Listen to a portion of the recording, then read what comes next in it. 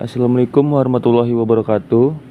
Kami dari kelompok 12 yang beranggotakan Rafni Oktavia, Luisa Dwi Amanda, dan saya Dirgantara Jalsveva akan menjelaskan presentasi dari kelompok kami dengan judul Manajemen dan Pola Organisasi BK di Sekolah. Materi pertama akan dijelaskan oleh Nur Afni. Baiklah, saya di sini akan menjelaskan tentang pengertian manajemen, bimbingan, dan konseling.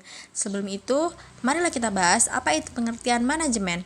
Manajemen adalah proses perencanaan, pengorganisasian, pengarahan, pengendalian, dan perencanaan kepada anggota.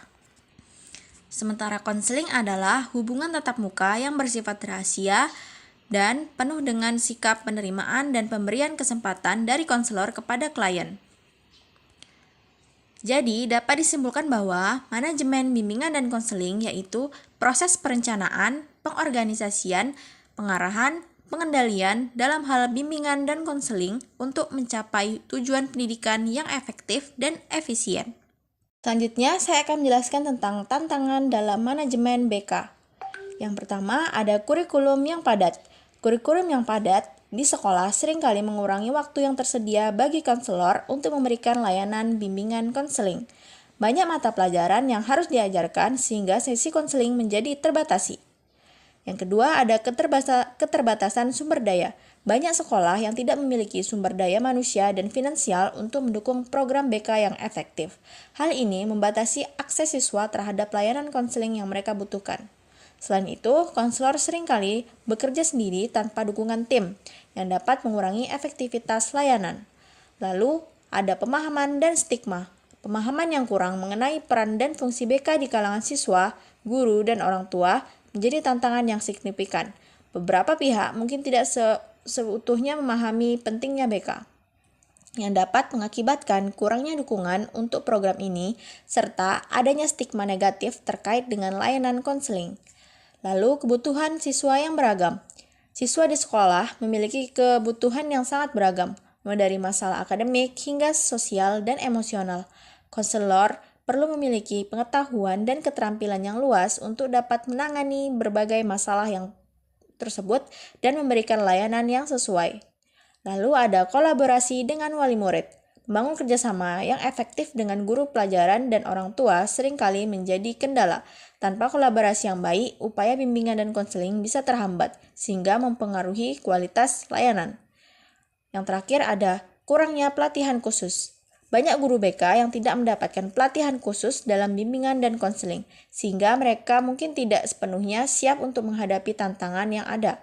Keterbatasan layanan ini juga berkontribusi pada kurangnya profesionalisme dalam pelaksanaan tugas mereka.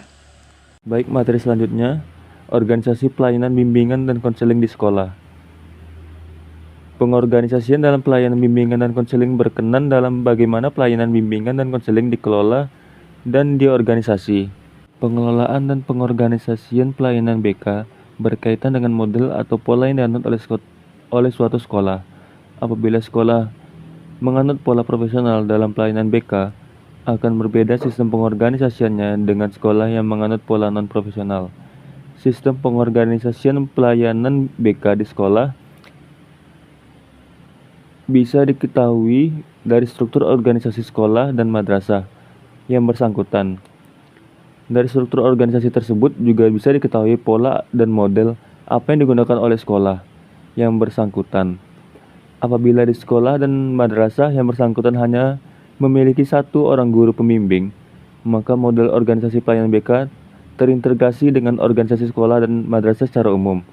Tetapi apabila di sekolah atau madrasah yang bersangkutan memiliki banyak tenaga bimbingan, maka harus disusun organisasi pelayanan BK tersendiri yang terdiri dari koordinator, anggota, dan staf. Fungsi ini dilaksanakan oleh kepala sekolah dan koordinator layanan BK. Baik, materi selanjutnya akan dijelaskan oleh Luisa Amanda. Baik, materi selanjutnya yaitu program manajemen pelayanan bimbingan dan konseling. Organisasi bimbingan dan konseling adalah satuan rencana keseluruhan kegiatan bimbingan dan konseling yang akan dilaksanakan pada periode tertentu, yakni periode bulanan, semester, dan tahunan. Dapat kita simpulkan bahwa organisasi bimbingan dan konseling adalah keseluruhan rencana kegiatan yang disusun dengan memperhatikan kebutuhan peserta didik yang dilaksanakan pada periode tertentu. Dalam hal ini, periode tertentu yakni periode harian, mingguan, bulanan, semesteran, dan periode tahunan. Selanjutnya yaitu jenis dan layanan bimbingan dan konseling, yaitu yang pertama layanan orientasi, di mana layanan orientasi yaitu memberikan pengenalan kepada siswa tentang kegiatan dan situasi pendidikan yang akan ditempuhnya agar siswa memperoleh penyesuaian diri dalam situasi pendidikan yang dihadapinya. Selanjutnya yang kedua yaitu layanan informasi, di mana layanan bimbingan yang memungkinkan siswa dan pihak-pihak lain menerima dan memahami informasi seperti informasi pendidikan, jabatan, dan informasi sosial yang dapat dipergunakan sebagai bahan pertimbangan dan pengambilan keputusan.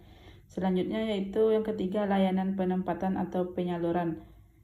Layanan pembimbingan yang memungkinkan siswa memperoleh penempatan dan penyaluran secara tepat atau penempatan penyaluran di dalam kelas, kelompok belajar, jurusan atau program khusus, dan kegiatan ekstrakurikuler.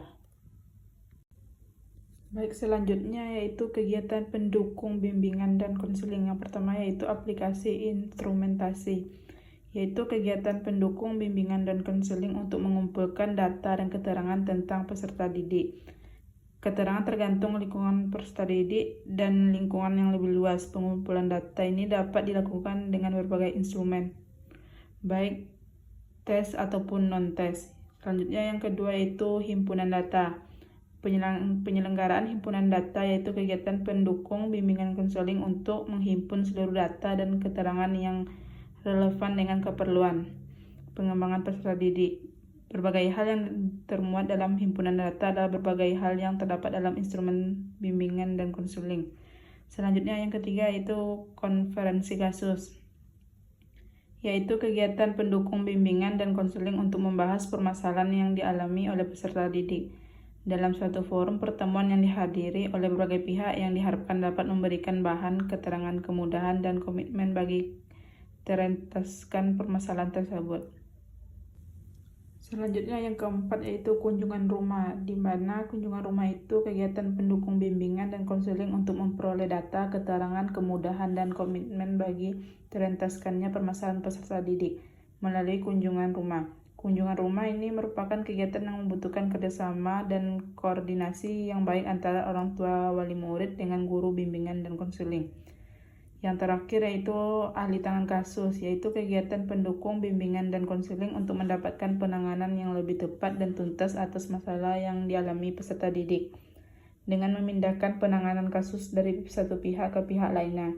Kegiatan ahli tangan ini memerlukan kerjasama yang erat dan baik antara berbagai pihak yang berhubungan dengan permasalahan yang dialami peserta didik. Ahli tangan kasus ini bertujuan untuk peserta didik yang mengalami masalah mendapat penanganan yang lebih tepat dan tuntas.